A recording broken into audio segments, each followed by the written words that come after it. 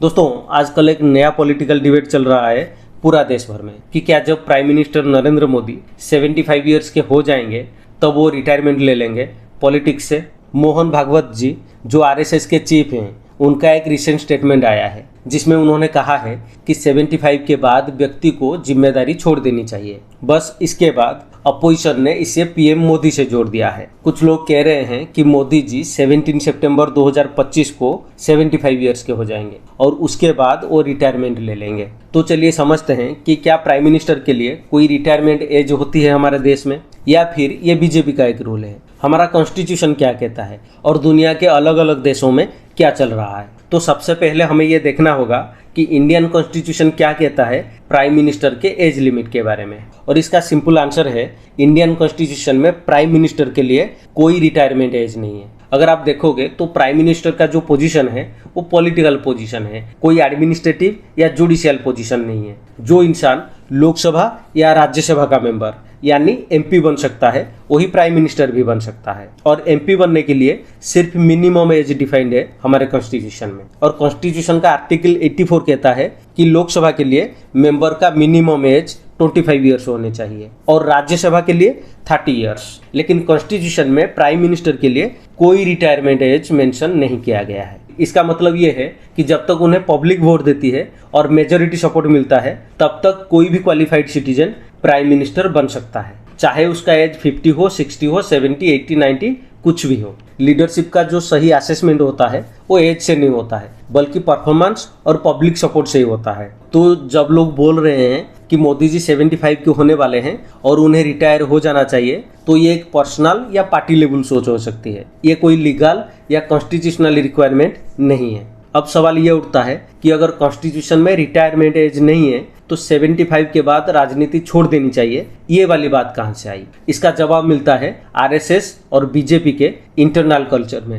Actually BJP में एक tradition रहा है कि अगर कोई लीडर 75 साल के ऊपर हो जाए तो उसे एक्टिव पॉलिटिक्स से हटाकर अलग कर दिया जाता है, यानी उसे एग्जीक्यूटिव पोस्ट से हटाकर मार्गदर्शक मंडल में डाल दिया जाता है। अब ये मार्गदर्शक मंडल क्या है? मार्गदर्शक मंडल बीजेपी के द्वारा बनाया गया एक गाइडिंग बोर्ड है जो सिर्फ मार्गदर्शन करेगा यानी गाइडेंस देगा। और ये बनाया गया था 2014 में जब बीजेपी ने जनरल इलेक्शन जीता और नरेंद्र मोदी प्राइम मिनिस्टर बने। 2014 के बाद एलके आडवाणी और मुरली मनोहर जोशी दोनों को 75 के बाद एक्टिव पॉलिटिक्स से हटाकर साइडलाइन किया गया और मार्गदर्शक मंडल में डाल दिया गया। इस ट्रेडिशन को मोदी जी ने तब इम्प्लीमेंट किया जब वो खुद पीएम बने। ऐसा मैं नहीं कह रहा हूँ, ये सोर्स कह रहा है। 2016 में आनंदीबेन पटेल जो उस टाइम गुजरात के चीफ मिनिस्टर थे, वो रेजिग्नेशन भी दिए थे क्योंकि नवंबर 2016 को उनका एज 75 होने वाला था। फिर 2021 में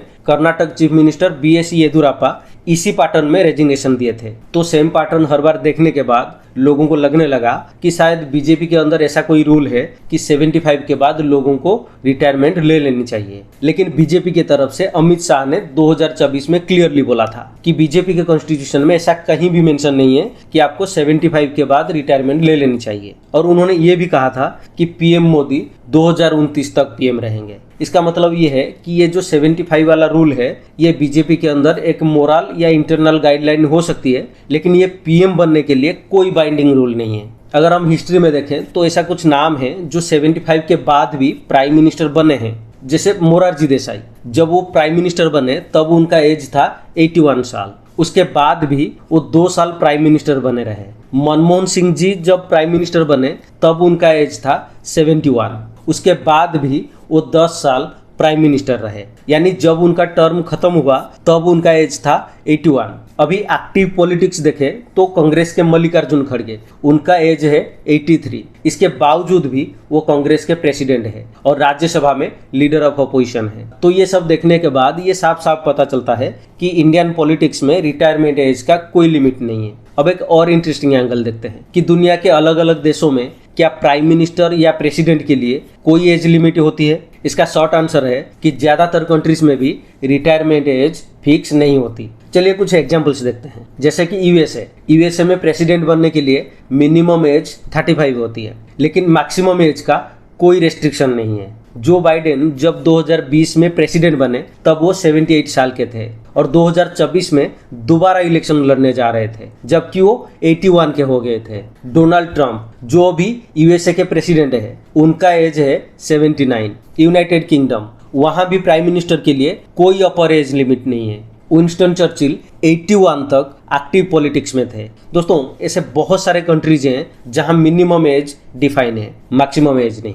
तो ये सब एग्जांपल्स ये बताते हैं कि लीडरशिप जो है वो एज से नहीं बल्कि कैपेबिलिटी, हेल्थ और पब्लिक ट्रस्ट पे फोकस होता है। अब मोहन भागवत जी के 75 ईयर के कमेंट के बाद अपोजिशन पार्टीज के नेताओं ने तुरंत रिएक्ट किया है। उनके अंदर एक खुशी का माहौल है कि अगर आरएसएस चीफ ये कह रहे हैं कि 75 के बाद रिस्पॉन्सिबिलिटी छोड़ देनी चाहिए तो मोदी जी भी छोड़ दें। इस बात को लेकर मीडिया में भी काफी शोर शराबा देखने को मिल रहा है। लेकिन दोस्तों सच बात यह है कि किसी भी डेमोक्रेसी का असली आधार है पब्लिक सपोर्ट। 2014 में मोदी जी को पब्लिक ने सपोर्ट किया इसलिए वो पीएम बने, फिर 2019 में और अब 2024 में भी वापस आए। 2024 इलेक्शन में बीजेपी सिंगल मेजोरिटी से थोड़ा पीछे रह गई लेकिन एनडीए अलायंस के साथ मिलकर फिर से सरकार बनाई और ये सभी पब्लिक सपोर्ट से ही हुआ है। अगर पीएम मोदी 2029 तक एक्टिव हैं, कैपेबल हैं और लोकसभा में उन्हें सपोर्ट मिलती है तो कॉन्स्टिट्यूशनल और डेमोक्रेटिक रूप से उनके पीएम बने रहने में